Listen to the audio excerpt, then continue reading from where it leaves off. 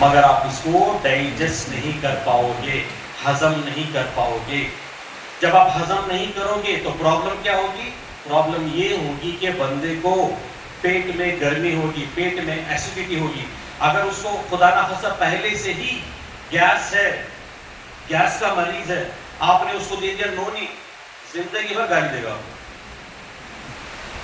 Reason क्या है? नोनी का तासीर, तासीर समझते हैं आप लोग? यस। नमक है तो नमकीन, मिर्च है, ठीक है, उसका जो तीखापन होता है। आपने कोई मीठी वाली चीज खाई, गुड़ खाया, हनी खाया, उसका जो श्वेत स्वभाव होता है समझ में आता है। बर्फ पकड़ी, इसका स्वभाव ठंडा है, समझ में आता है।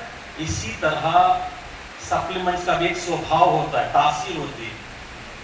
नोनी गर्म है, गैनोडर्मा गर्म है, नीम गर्म है, फ्लैक्स गर्म है।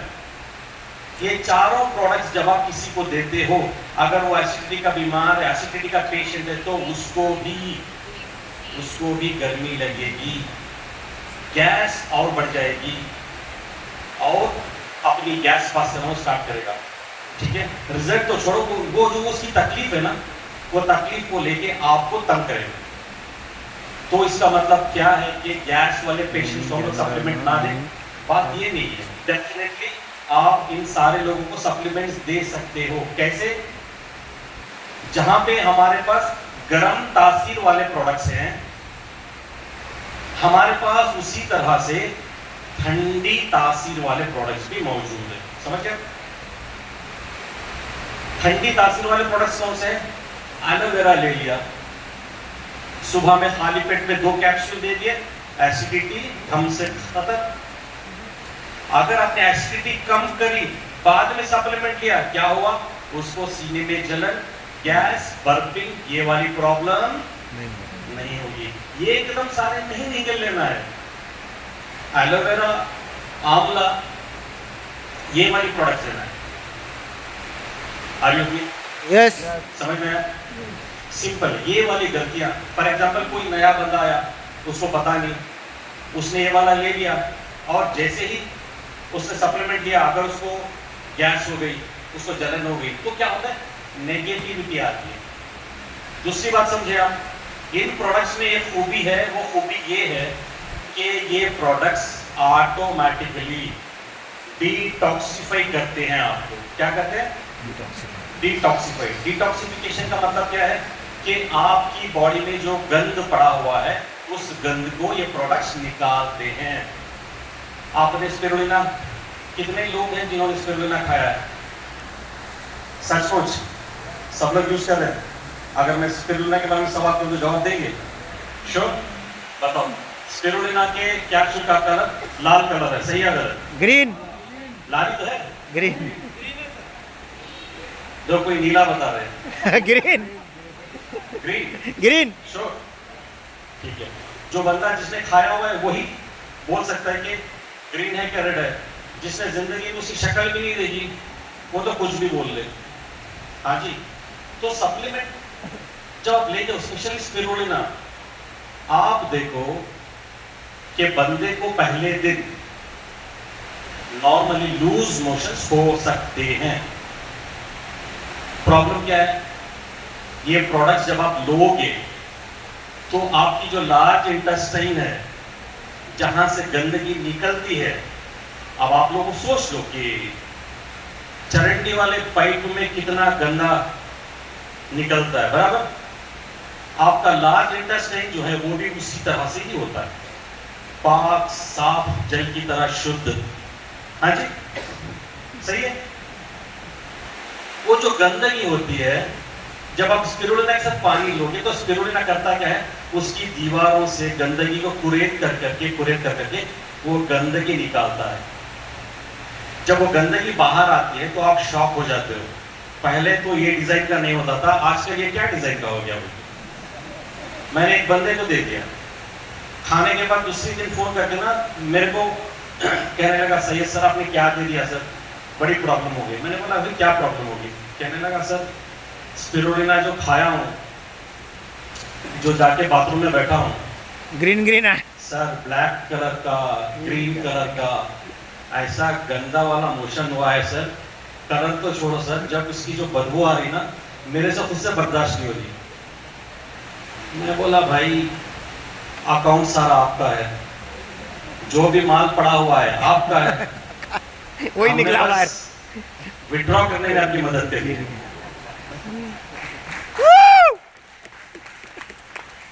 अभी देखिए आप, लोगों को थायराइड की प्रॉब्लम हो रही है, स्किन डिसऑर्डर्स आ रहे हैं, बॉडी में जो बॉडी की ओडर होती है, जो बॉडी के अंदर जो बदबू होती है, ये क्यों होती है? कुछ लोगों में बहुत ज्यादा होती है, कुछ लोग बर्दाश्त नहीं कर सकते।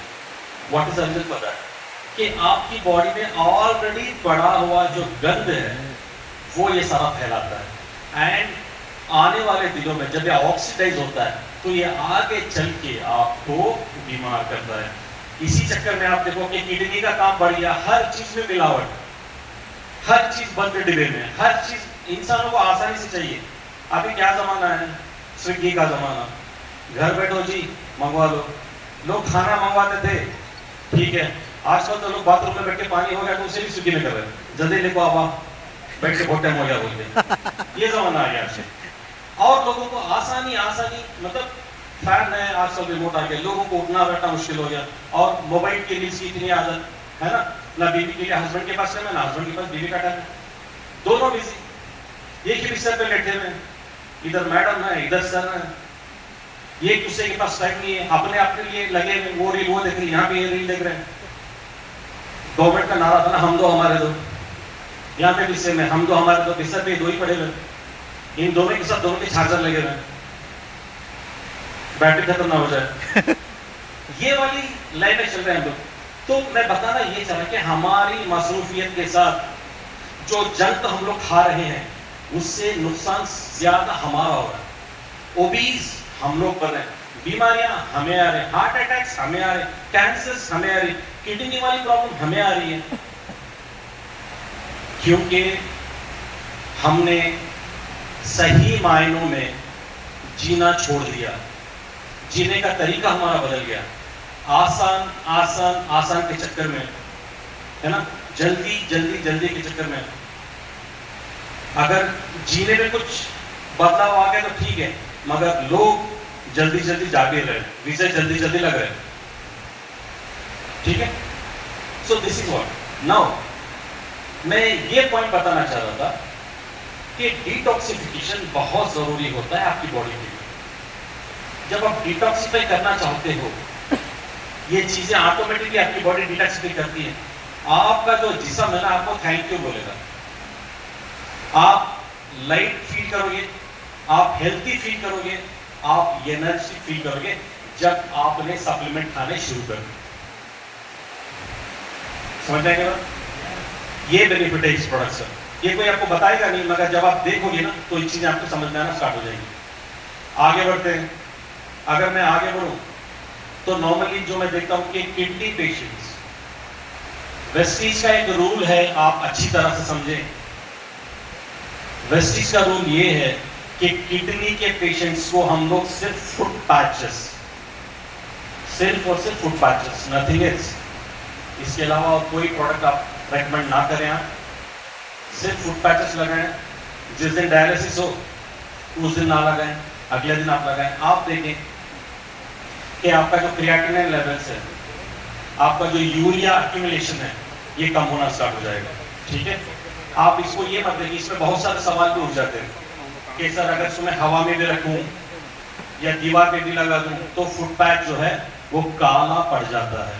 तो फुट पैच का काला होना फुट पैच के काम करने का प्रमाण नहीं है, ये बात आप समझ के जाओ। उसमें क्या है, बैम्बू है, ड्राई रूट विनीगर है, करता क्या है, आपके पैरों के नीचे जो आक्यूप्रेशर पॉइंट्स होते हैं वहां से गंदगी को चूस लेता है।